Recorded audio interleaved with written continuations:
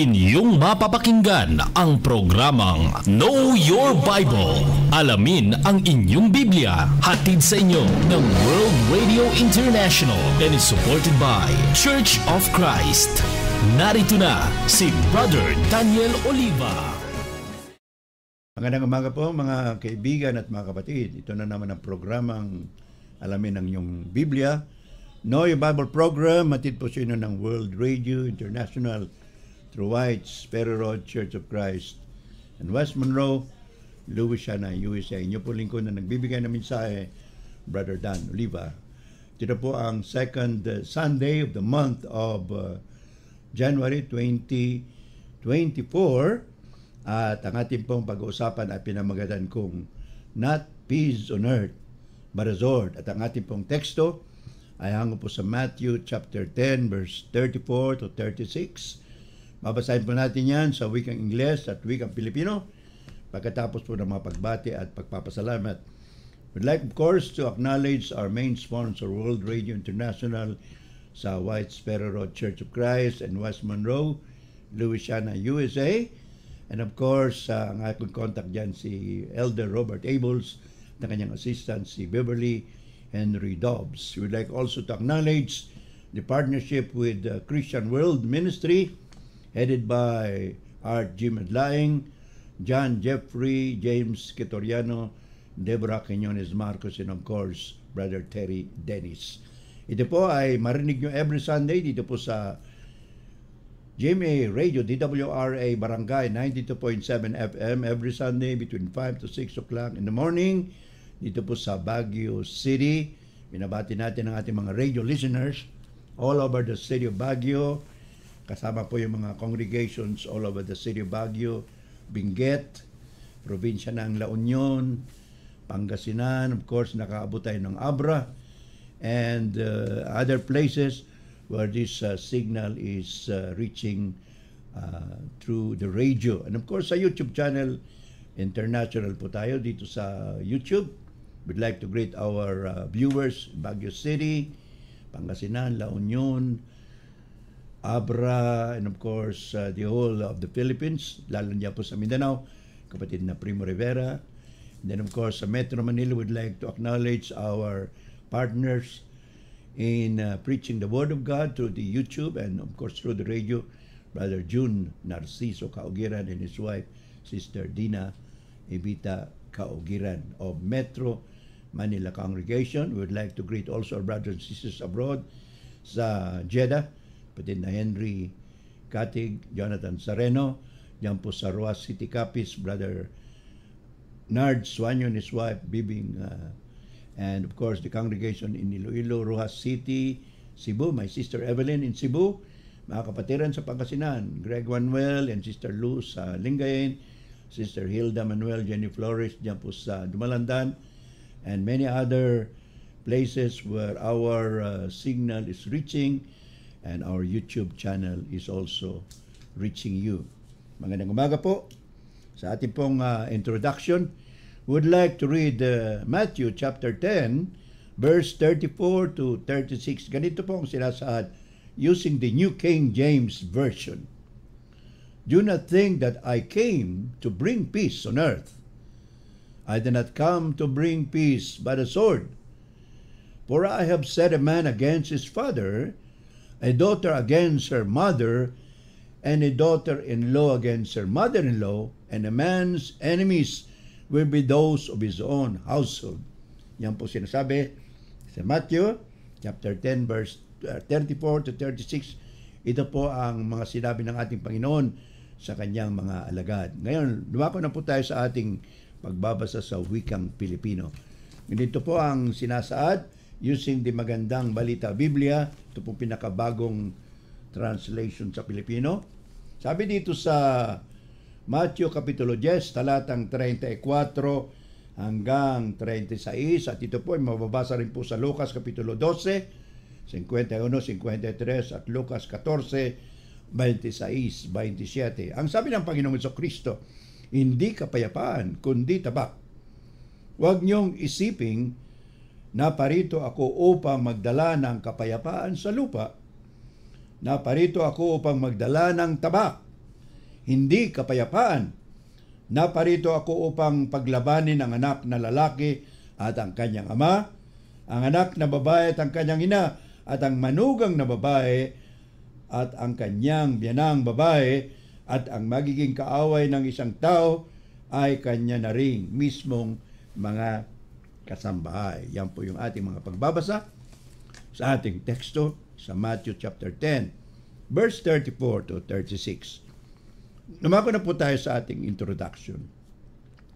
Many are confused with Jesus' statements in Matthew chapter 10, verse 34 to 36. Marami po ang naguguluhan sa sinabi ng ating Panginoong Jesucristo dito sa Matthew kapitulo 10, talatang 34, 36. Sapagkat itong mga salita na ito ay it runs conflict with Isaiah chapter 9, verse 6, kung saan ay tinawag si Kristo na Prince of Peace.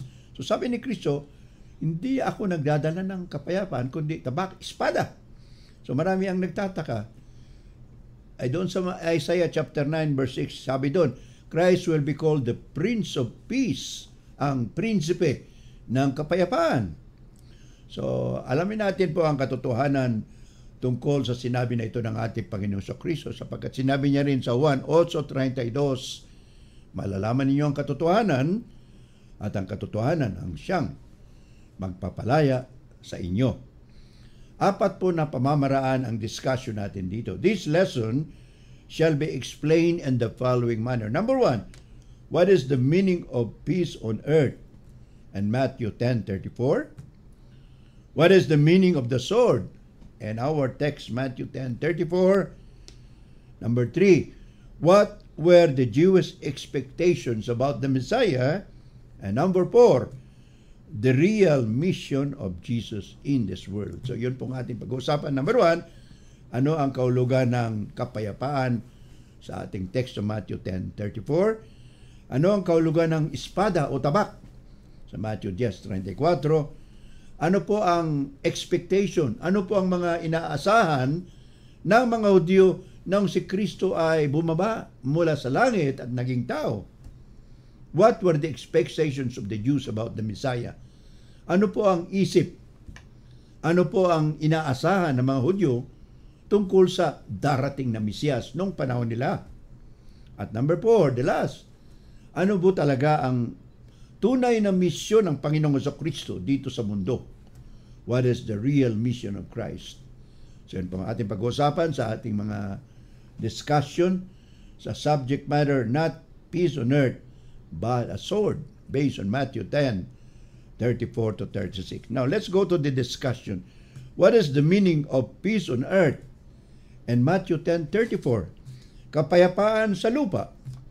Well, the word peace here comes from the Greek word erine, which literally means a condition of law and order resulting in prosperity. So, pag sinabi natin sa salitang Griego, erene, ibig po sabihin yung mayroong law and order, mayroong batas, at mayroong kaayusan. At siyempre, pag may batas, may kaayusan, ang resulta po nan ay prosperity, kaunlaran sa isang bansa. Now, the word peace can also be external or internal. Pag sinabi nating external, panlabas. At pag sinabi naman nating internal, panloob. Sa labas ng tao at sa loob ng tao. Pwede rin sa labas ng bansa at nasa loob ng bansa. Now, external peace, ito po yung mga kahulugan sa wikang Ingles. Pag sinabi ng external, panlabas, friendship, harmony, and the absence of chaos, conflict, hostility, oppression, violence, and war. Ulitin ko po. Pag sinabi nating external peace, kapayapaan na panlabas, ibig sabihin pagkakaibigan, pagkakaunawaan, wala pong gulo, walang giyera, at siyempre, lahat ng bagay ay maayos. Yun po yung external peace. So, sabi nila, may darating din na external peace. Yung tawag nila doon, utopia.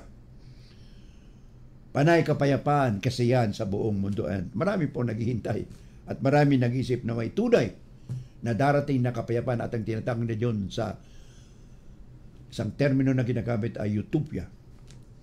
Now, the word internal peace, pag sinabi nating internal peace, kapayapaan na panloob, ang ibig sabihin mo, peace of mind, or the peace that transcends all understanding. So pag sinabi natin internal peace, panloob na kapayapaan, ito po ay patungkol sa kapayapaan sa ating pag-isip. May peace of mind tayo, wala tayong problema. Ano pa? Well, sabi ni Kristo, or rather ni Apostol Pablo sa Filipos 4:7, there is a peace that transcends all understanding. And if you're a Christian, you'll experience peace that transcends all understanding. Kapag tayo po ay Kristiyano, magkakaroon po tayo ng kapayapaan na mahirap ipaliwanag. Transcending all understanding. So, maraming tao hindi nakaunawa kung bakit ang isang Kristiyano, bagamat magulo ang mundo, mapayapa pa rin ang kanyang pag-iisip, ang kanyang kalooban. Or sometimes, internal peace also refers to harmony or calmness of the body, the soul, and the spirit. So, pag sinabi nating kapayapaan na panloob, ito po ay patungkol sa kaayusan sa ating katawan, sa ating espiritu at sa ating kaluluwa, sapagkat may tiwala po tayo sa Panginoon Diyos, sa Kanyang biyaya at sa Kanyang kapangyarihan. So pag naniniwala tayo, nagtitiwala sa Panginoong Diyos, makakamtan po natin yung tinatawag nating harmony or calmness of the physical body, the soul, and the spirit. So yun po, kung meron tayong ganon, anumang problema sa mundo, maunawa natin sapagkat sinabi ni Apostol Pablo, Filipos 4:7, we will be able to have the peace that transcends all understanding. Isang kapayapaan na nilalampasan niya yung pag-uunawa ng tao. Maraming tao hindi nakakaunawa kung ano ibig sabihin ng tunay na kapayapaan. So balit kung tayo po ay na kay Kristo, mararanasan po natin ang tunay na kapayapaan. Ano sabi ng Panginoon sa Kristo? Sa 1:14-27, John 14:27, Jesus Christ said, "Peace I leave with you, not as the world gives." So iniiwan ko sa inyo ang kapayapaan na galing sa akin, galing sa Panginoon, at itong kapayapaan na ito ay hindi galing sa sanlibutan. It's not a peace that comes from the world, because in the world, there is always tribulation. Palagi pong may problema sa mundo. May away. Doon, dito, kahit saan lugar. Kahit sa buong pamilya, may paaway. So therefore, it is peace made by the blessed children of God. Sa Matthew chapter 5, verse 9, sabi ng Panginoon sa Kristo, "Blessed are the peacemakers, for they shall be called the children of God." Pinagpapala ang mga gumagawa ng kapayapaan o mapapayapa. They are peaceful people. Ang ibig nila kapayapaan. So sabi ng Panginoong Jesucristo, pinagpapala ang mga taong isinusugo ang kapayapaan sapagkat sila ay tatawaging mga anak ng Diyos. Blessed are the peacemakers, for they shall be called the children of God. Others also believe that peace on earth in Jesus' time referred to the unity of the Jewish nation and the so-called Pax Romana created by the Roman Empire. Ano pong ibig sabihin yan? So marami pong naniniwala na pag sinabi nating kapayapaan sa mundo, ang pangunawa po ng mga Hudyo ng kapanahonan na yan ay unity of the Jewish nation, pagkakaisa ng bansang Israel. Sapagkat sa kasasayan po ng Israel, dati 12 tribo sila, isang bansa lang sila. Pero nahati po yun. Divided into two kingdoms, the northern kingdom was composed of 10 tribes, and that was called Israel. And the southern kingdom was composed only of 2 tribes, Judah and Benjamin, and this was called the southern kingdom. At ito po yung nag-survive. Ito po yung 2 tribo na tinawag nilang Judah, or in short term, sometimes they are called the Jews, mga Hudyo. At isa pang dahilan kung bakit nagkaroon daw ng peace, kapayapaan ng panahon ni Kristo, ay ganang panahon ni Augusto Caesar, for about more than 1,000 years, more or less, nagkaroon po ng tinatawag nilang Pax Romana or Roman Peace. Kapayapaan sa buong imperyo ng Roma, wala pong gyera na kontrol ni Octavius Caesar. Sabi sometimes they is called Augustus. Ang mga kalaban niya, walang digmaan ng panahon niya. At umabot po ito ng 1,000 taon, yung tinatawag ng Pax Romana. And so, it was favorable because the gospel was also preached all over the world. Pwedeng maglakbay yung mga preachers all over Europe, Asia, hanggang Egypt, Israel. Kaya si Apostol Pablo po ay nakapangalan ng Ebanghelyo sa buong Europa, buong Asia, sa buong Judea, hanggang Galilea, pati mo na sa Syria, napunta pa siya ron. At pati yung mga taga-Ehipto, nakapunta rin sa Jerusalem. So there was peace, Pax Romana or Roman peace, which helped in the propagation of the New Testament gospel. So yung peace on earth, yun po ang in-expect ng mga Jewish people. Now let's go to the meaning of the word sword and Matthew 10:34. Sa Tagalog, tabak. Well, the Greek word for this sword is actually makaira, which refers to a large knife used by fishermen similar to the modern day machete with a single cutting edge. So ito pong sword, tabak, salitang Griego ay bakaira. Ito po yung ginagamit ng mga mangingisda. At kung sa ating kapanahonan, ang equivalent po nito ay ang machete. Isa lang po yung talim niya, hindi po magkabila ang talim. Here, it was not a literal, but rather it was a symbolical sword as Jesus' message will. Ano po, bakit hindi po literal na espada itong sinabi ng Panginoong Jesucristo? It was more of a symbolical, mahiwagan na espada. Bakit? Sapagkat ang salita ng Panginoong Jesucristo, kapag iyo'y pananiniwalaan, paghatid po ng tinatawag na division, paghihiwalay. Ano sabi niya? The father will be against the son will be against the father, the daughter will be against the mother will be against the daughter, pati yung mag-in-laws, mga magbiyanan, mag-aaway. Yun po ang resulta ng salita ng Panginoon. So therefore, it is a sword in the symbolic sense. It's not a literal but symbolical sword because the message of Jesus will create division. It will divide the world into believers and unbelievers and Him. So kapag may nakarinig na salita ng Diyos, merong maniniwala, meron ding hindi maniniwala. So ganoon na po yun. So in that sense, it is therefore division. Kakaroon po ng division. So yan pang ibig sabihin dyan. Now, ano pa? Well, Jesus Christ Himself said, anyone who does not love me more than his dearest relatives is not worthy of me. So sabi ni Kristo, ang hindi magmamahal sa akin ng mahigit pa sa pagmamahal niya sa kanyang mga mahal sa buhay dito sa mundo, ay hindi karapat-dapat sa atin. Ang ibig sabihin ng Panginoong Jesucristo, pag sinabi nating mahal natin siya, siya po yung una. Priority. Kaya sabi niyo sa Matthew 6:33, seek you first the kingdom of God, and His righteousness, and all these things shall be added unto you. Matthew 6:33.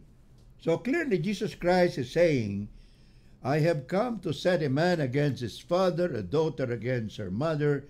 A man's enemies will be those of his own family. So inuulit ko lang po yung sinabi ng Panginoon sa Matthew 10:34 hanggang 36. Naparito ako para paglabanin ang ama at sa kanyang anak, ang ina sa kanyang anak na babae, at ang mga kalaban ng isang tao, ng isang Kristiyano, ay galing po sa kanyang pamilya, kasambahay. Ayon din po sa Lucas Kapitulo 12:51, Luke chapter 12 verse 51, sabi pa rin ng Panginoong Jesucristo, do you suppose that I came to grant peace on earth? I tell you, no, but rather division. So, iba po yung pakakasulat sa Lucas 12:51.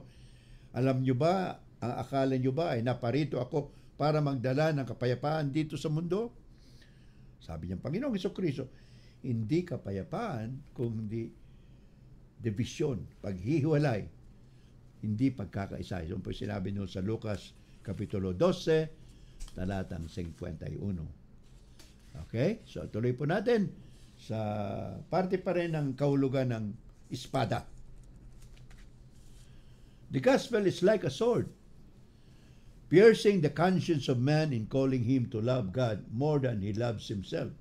Ang ebanghelyo po ni Kristo, mga kaibigan, kapatid, ay katulad sa isang espada na pwedeng pumasok, hiwain ang konsensya ng isang tao at sasabihin sa kanya, mahalin mo ang Diyos mas nang higit pa sa iyong sarili. So yun po ang nangyayari pag tayo ay nagmahal sa Panginoon. Ang ebanghelyo ni Kristo ay katulad sa isang espada.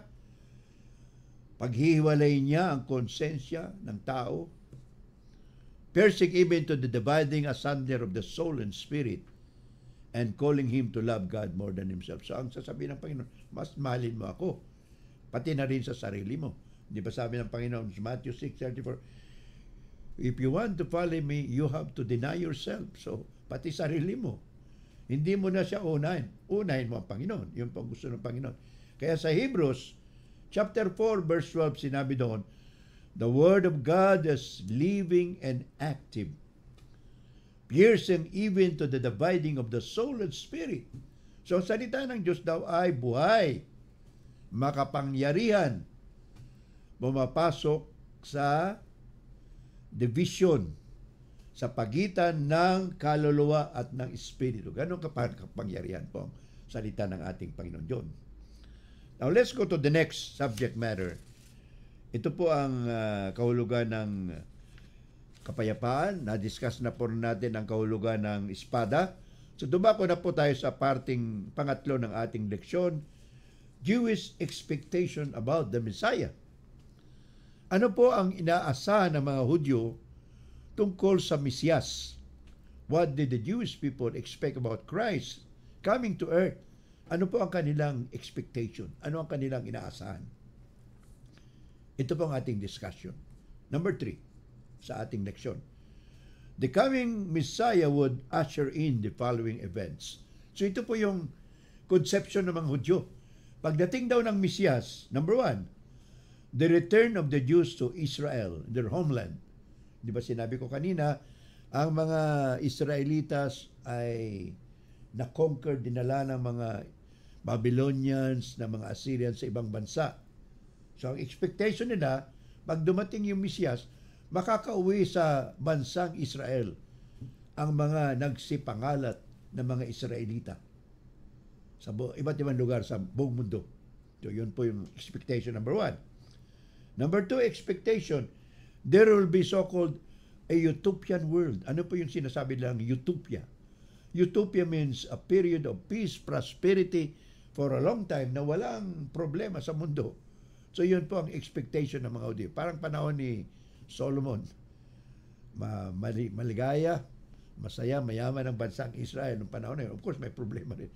Pero yung utopia, the age of utopia, sabi ng mga Hudyo, and of course, many people also believe that even today, panahon po ng kapayapaan, prosperity, walang sakit, walang kagutuman, etc. So yun po yung period of utopia. Yun po ang in-expect ng mga Hudyo pagdating ni Kristo. Still other Jews believe that when the Messiah would come, He would end all wars on earth and bring in peace. So pagdating daw ng Panginoong Hesus, ni Kristo, lahat po ng gyera, lahat ng bansa, kakaisa, walang digmaan for a long time, and there will be complete peace.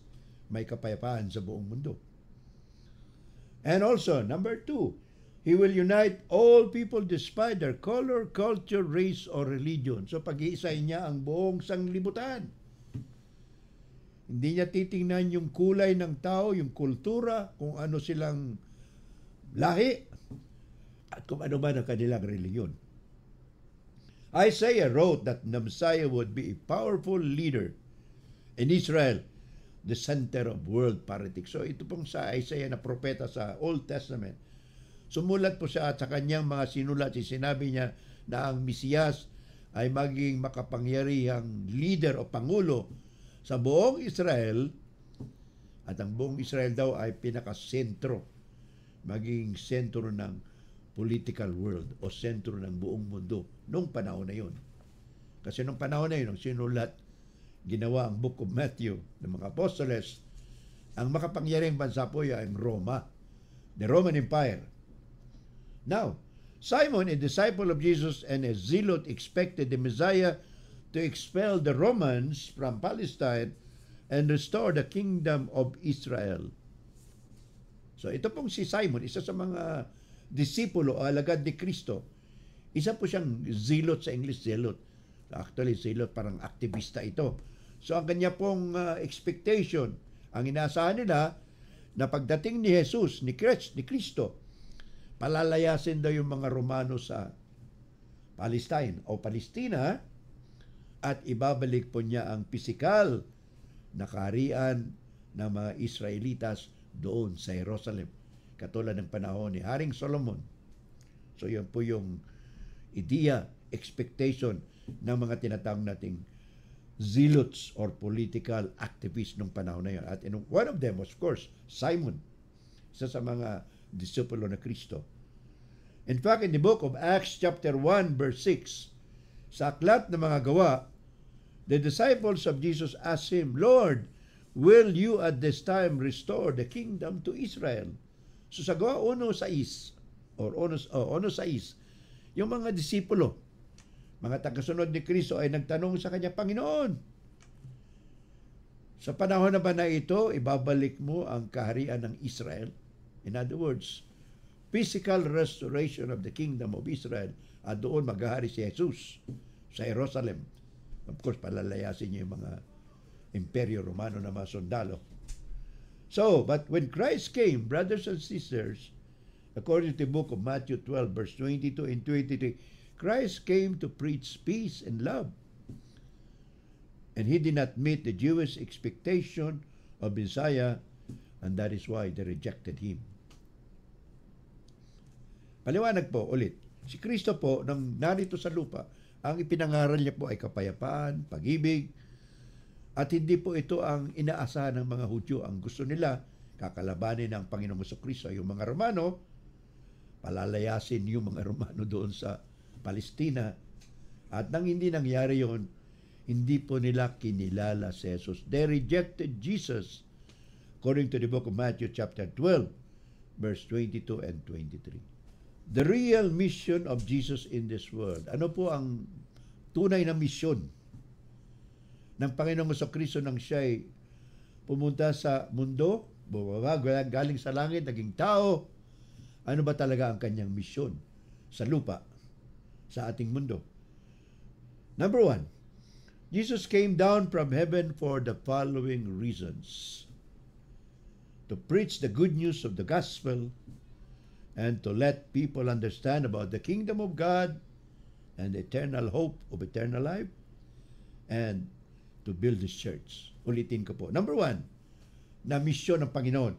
Siya po ay bumaba galing sa langit. Number 1, ipangaral po ang magandang balita. The good news, the gospel. Ayon sa Lucas Kapitulo 4, talatang 43. So Christ came to preach the good news. Number 2, to let people understand about the kingdom of God and eternal hope of eternal life.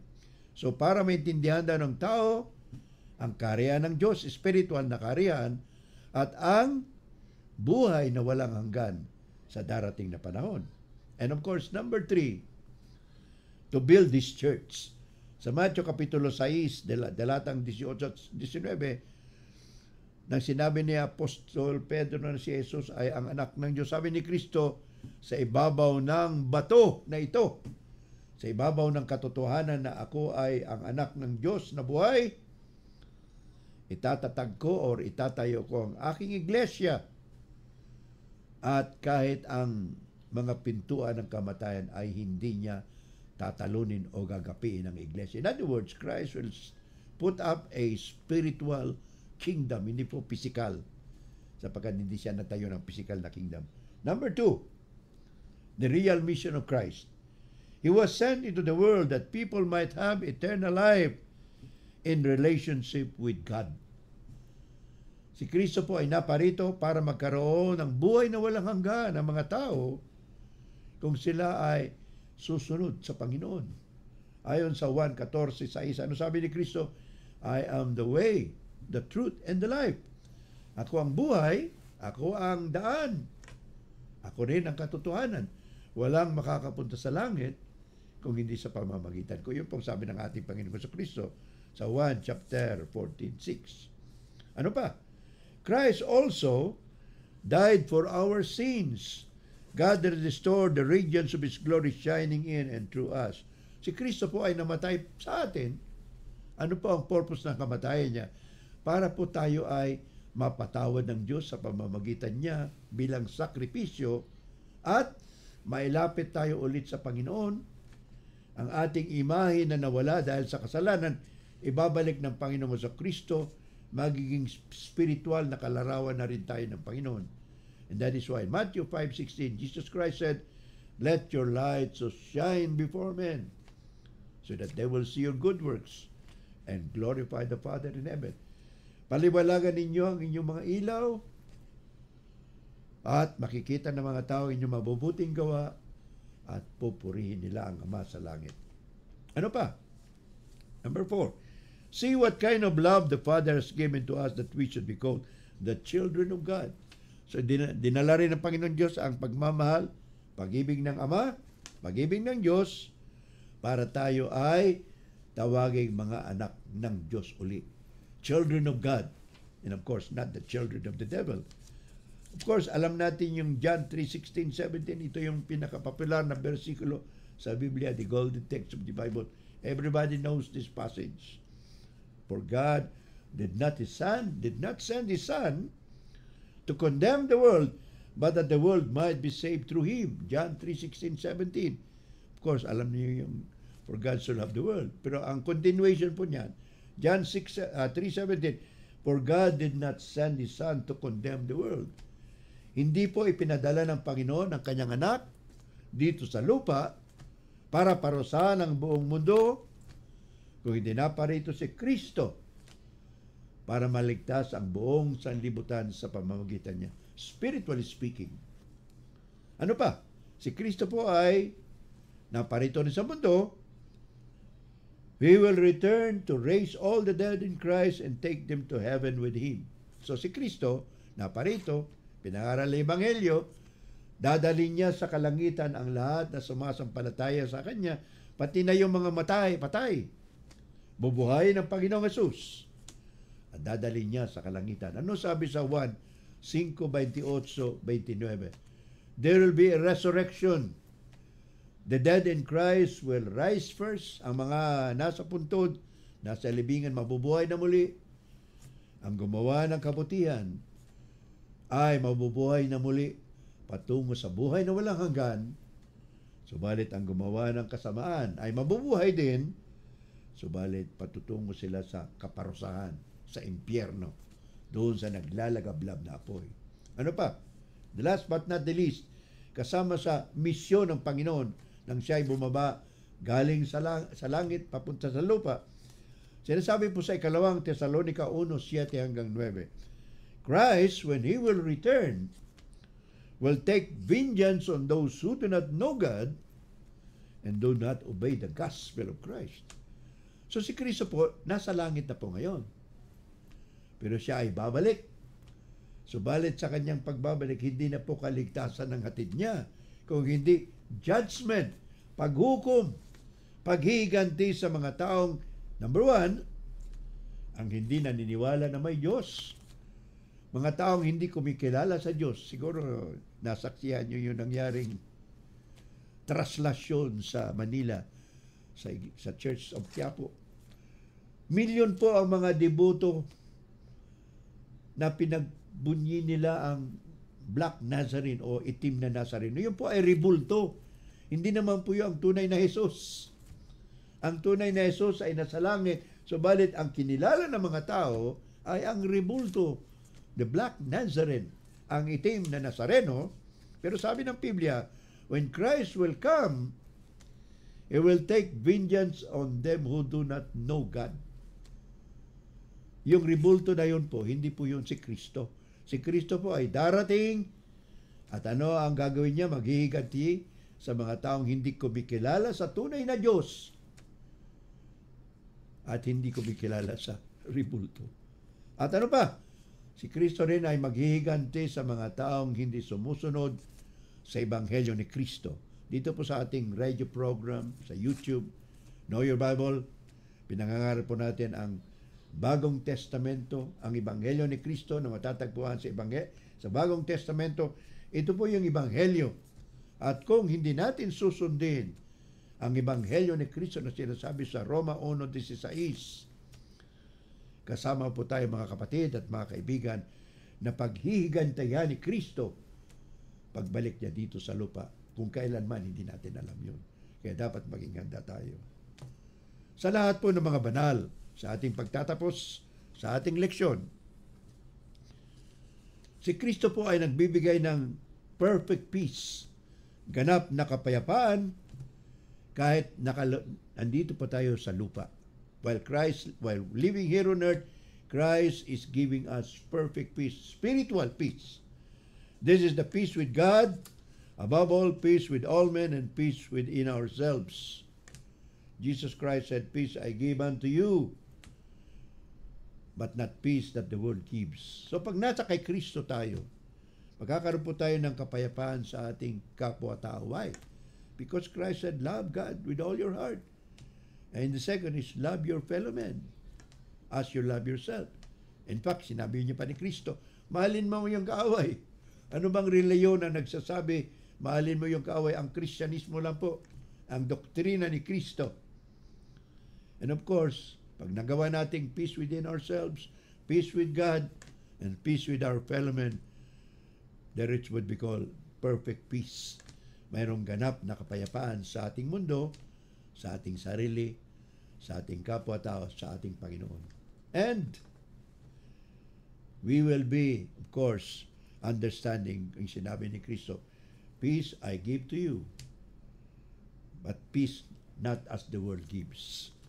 Sa ating pong pagtatapos, mga kaibigan at mga kapatid, para maunawaan natin ang mensahe ng Matthew 10:34-36, na si Kristo ay hindi po naparito para magbigay ng kapayapaan spiritual, physical, kundi spiritual na kapayapaan. Nagbigay din siya ng espada o tabak sapagkat maghiwalay ang mga taong sasampalataya sa Kanya at hindi sasampalataya. Pero para hindi tayo mapasama doon sa paghihigantihan ni Kristo, kung kayo po ay hindi pa Kristiyano, kayo po ay inimbitahin namin, maniwala ka sa Panginoong Jesucristo at mabautismuhan sa pangalan niya. Mark 16:16, ano sabi ni Kristo? He who believes in is baptized shall be saved. Magsisi at magpabautismo sa kapatawaran ng mga kasalanan at sa pagtanggap ng banal na Espiritu Santo, ang kaloob ng Espiritu Santo. Gawa 2:38, Acts 2:38, repent and be baptized, sabi ni Apostle Peter, for the forgiveness of your sins, and you shall receive the gift of the Holy Spirit. Now is the acceptable time. Kung naunawaan na po ninyo ang mensahe, tanggapin niyo po ang salita ni Kristo. Ngayon, ang araw ng kaligtasan. Sabi ni Apostol Pablo, 2 Korintos 6:2, now is the acceptable time. Today is the day of salvation. At kung kayo po ay kumbinsido na, alalahanin niyong may dakilang invitation. Paanyaya ang Panginoong Jesucristo sa Matthew 11:28-30. Ano sabi ni Kristo doon, mga kapatid? Come unto me all ye that labor and are heavy laden, and I will give you rest. Take my yoke upon you and learn of me, for I am meek and lowly in heart.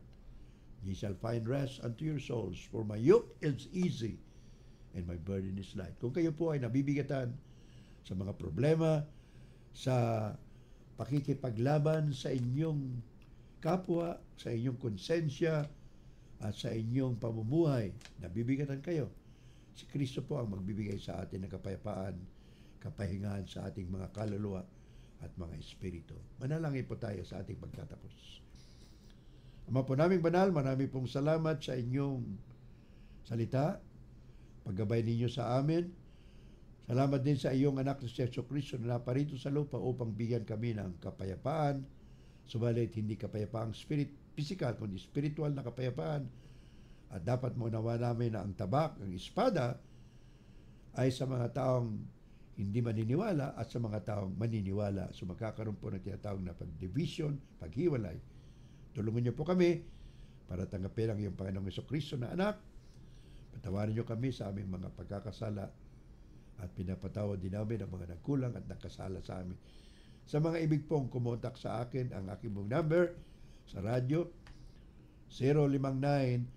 059-49329, 0917-700-3134. Ito pong lahat dinadalangin natin sa pangalan ng aming anak, si Kristo, ang aming Panginoon. Yesu Kristo. Amen. Thank you very much and God bless us all. Amen,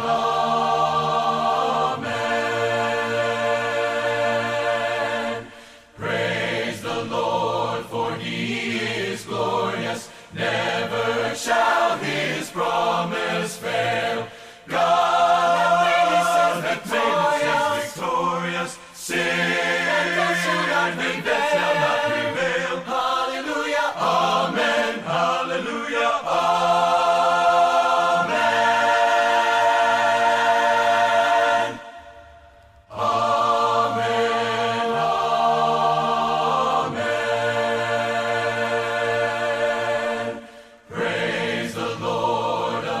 Salvation, host on high, His power proclaim.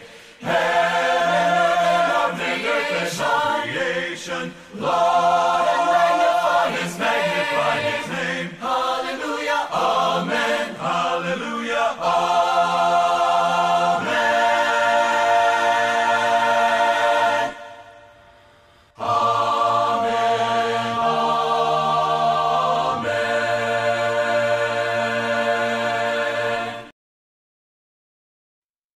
Inyong napakinggan ang programang Know Your Bible. Alamin ang inyong Biblia. Hatid sa inyo ng World Radio International and is supported by Church of Christ.